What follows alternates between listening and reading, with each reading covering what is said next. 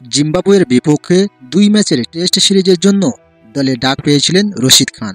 যদিও জিম্বাবুয়ের বিপক্ষে সিরিজের প্রথম টেস্ট খেলবেন না অভিজ্ঞ এই স্পিনার, তাই তার জায়গায় মোহাম্মদ গাজানফারকে স্কোয়াডে অন্তর্ভুক্ত করেছে আফগান ক্রিকেট বোর্ড ACB। কুস্কির ইনজুরির কারণে চিকিৎসকের পরামর্শে দীর্ঘতম ফরম্যাট থেকে বিরতি ছিলেন রশিদ। 2021 সালের মার্চে আবুধাবিতে শেষবার টেস্ট খেলেছিলেন তিনি, সেটিও এই জিম্বাবুয়ের বিপক্ষেই। এবার ব্যক্তিগত কারণে 26শে ডিসেম্বর শুরু হতে যাওয়া বক্সিং ডে টেস্টে মাঠে নামবেন না রশিদ। দলের শক্তি বাড়াতে তাই সাম্প্রতিক সময়ে অসাধারণ পারফর্ম করা গাজানফারকে অন্তর্ভুক্ত করেছে ACB।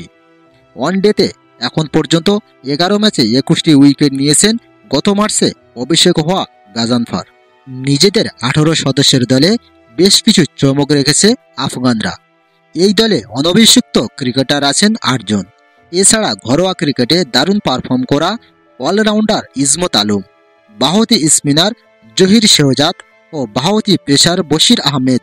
আফগানরাও তো থাকছেনই। এছাড়া আফগানিস্তানের টেস্ট দলের নাম লিখিয়েছিলেন আসমতুল্লাহ ওমরজাই, ফরিদ আহমেদ মালিক, রিয়াজ হাসান ও সেদিকুল্লাহ অটল। ওমরজাই, ফরিদ ও রিয়াজ অবশ্যই নিউজিল্যান্ডের বিপক্ষে টেস্ট সিরিজে দলেও ছিলেন। যদিও গত সেপ্টেম্বর নিউজিল্যান্ডের বিপক্ষে আফগানিস্তানের একমাত্র টেস্ট ম্যাচটি বৃষ্টির কারণে ভেসে যায়। সেই ম্যাচে মাঠে গড়ায়নি একটিও বল। এই দলে রিজার্ভ খেলোয়াড় হিসেবে থাকবেন নাসির জামাল, জিয়ারুর রহমান শরীফি ও ইব্রাহিম আব্দুল রহিম জাই।